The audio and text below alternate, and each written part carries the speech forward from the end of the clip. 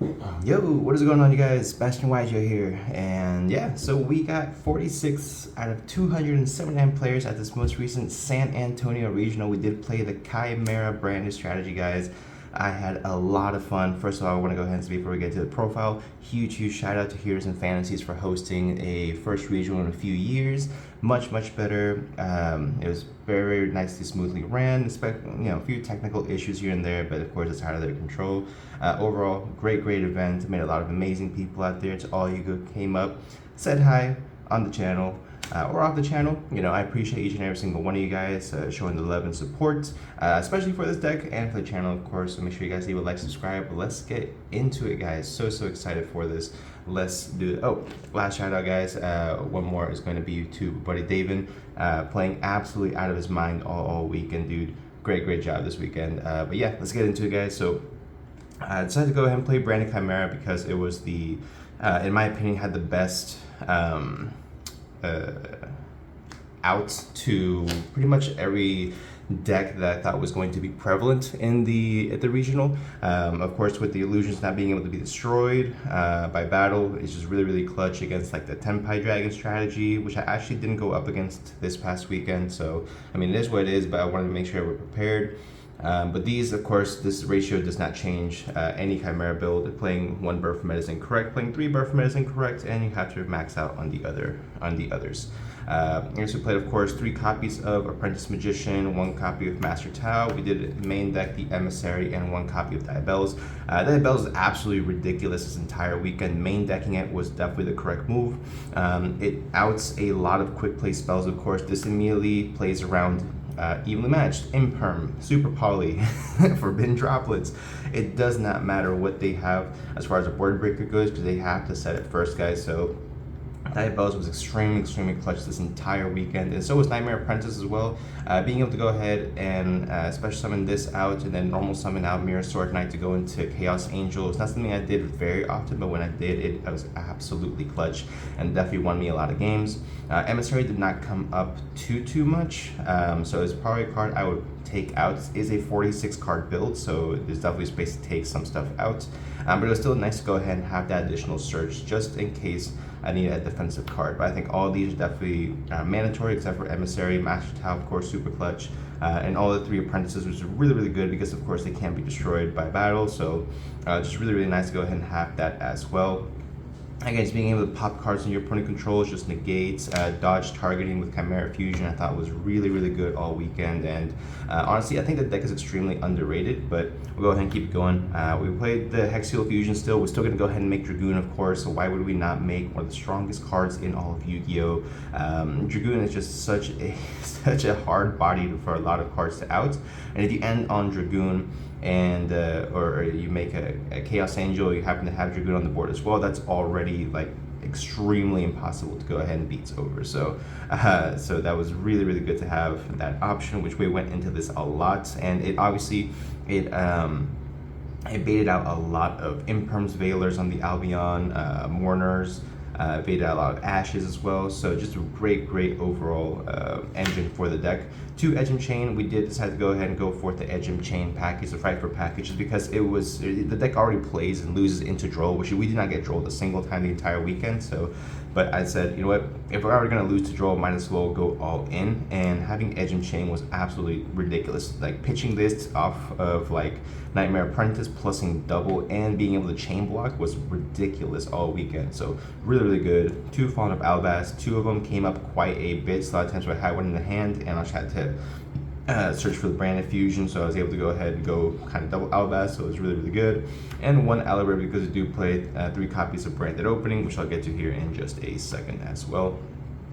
For the spells, 3 Chimera Fusion, 3 Branded Fusion, 3 Super Poly, 3 Branded Opening, 3 Frightfur, and 2 of the Polymerization for the fusion aspect of the deck. Super Poly was absolutely clutch the entire weekend. Super good card, fusing away my cards with their cards, fusing away their Chaos Angels, because I had to out quite a few this past weekend with whatever I had. It was really good. Super Poly is an amazing card.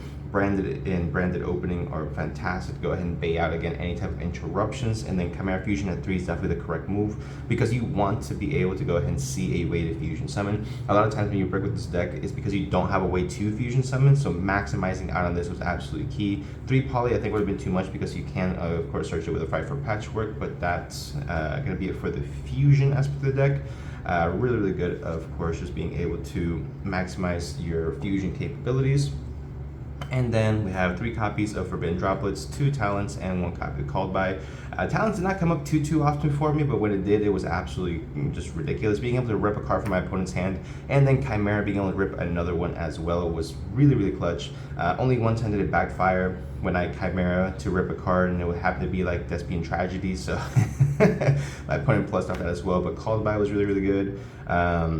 No, I scratched that. Called By was alright. If I didn't play this, it wouldn't have affected me because I very rarely ever saw it. It came up like once against the Mirror match, where it was really nice because my opponent was going to go Mirror Sword Knight and I Called By it, but it means I couldn't use it, so it was kind of contradictory, but it is what it is. We still ended up barely edging out the Mirror match as well, guys. But 3 Forbidden Droplets was absolutely super ridiculous. Just being able to go ahead and activate Call By or whatever, chain Droplet, send it, or being able to get free negations essentially is how I see it. So that's what I played for the main day, guys. 46 cards in the main. 23 monsters, 23 spells. So keeping it very consistent, very even. Decided to go 2 copies of Baphomet. I did take out Magnum the Reliever at the last minute just because I thought that realistically I still never really gone into it. I still think Magnum the Reliever is a decent card, but this extra deck is so tight with the branded package. I want to try playing it pure as well with Beatrice. Maybe go into those kind of lines, but or Evolsar, what's it called, Lars. I want to go check out that build, but we didn't get to do too much testing, so I want to make sure I play something that I was comfortable with. And 2 was definitely the correct move because the second one came up quite a bit. 1 Chimera King of the Phantom Beast and 1 Chimera the Illusion Beast. This was probably one of the MVPs of the entire day. Chimera the Illusion Beast being able to OTK out of nowhere. There's a few times I was able to make this with 3 or 4 attacks, and that's already enough for game, of course. So really good right off the bat. For the branded stuff, Albion, Lubellion, Rinbrum, Mirror Jade, and Dragoon, I guess you can include into that.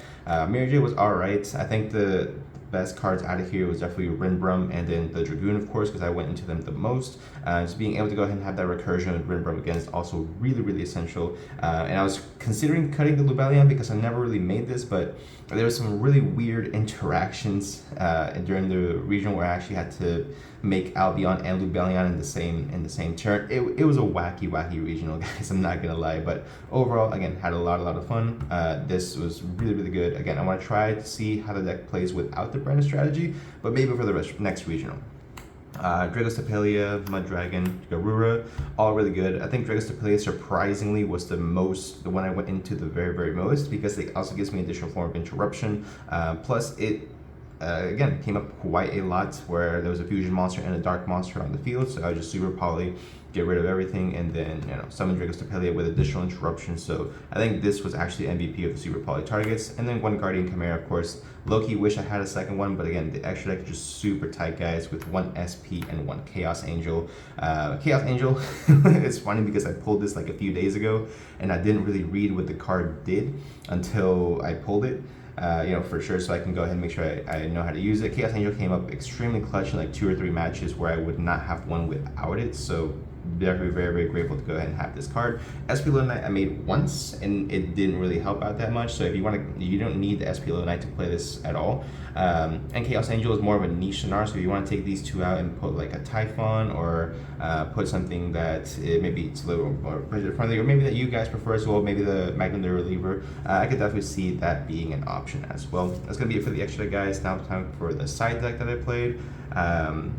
3 Bastiles, 3 Nib, 1 Barrier Statue of the Abyss. This came up super clutch against, I played against Stardust Dragon, that which, hey, if you guys don't knock Stardust Dragon, guys, that deck is actually really crazy if it goes through all interruptions. And you may have seen in my main deck, I don't play any hand traps except for these in the side. of course, and I really wish Nibiru I would have taken out and put in like a Dark Ruler no more instead, because essentially it's when a 46 card deck, your chances of seeing one of 3 cards in your first opening 5 cards is a little bit more rare than seeing it as your 6 cards. So that's something I didn't see Nibiru all day. Bystials were okay, especially Druid's Swarm. Actually, Druid's Swarm was really good. But yeah, I think I'd probably go more the board breaker approach if I'm gonna play a high deck count. But that's my personal opinion. Buried Statue of the Abyss, I think either this or King Tiger Rango is, it really just depends on what you think. King Tiger Rango would be better against like if it's Snake Eye heavy, but I actually didn't get to go up against any Snake Eyes, so I guess we lucked out there. So 2 copies of the Lightning Storm, 2 copies of Cosmic, 3 the Barrier, and 1 copy of There Can Be Only One. There Can Be, I only saw it once, so unfortunately it didn't come up too much, but the Barrier was absolutely crazy. Helped me take a game against Sword Souls, and then 2 Cosmic. But right, real quick, big shout out to you, Mark, playing Sword Soul with the sauce, my friend.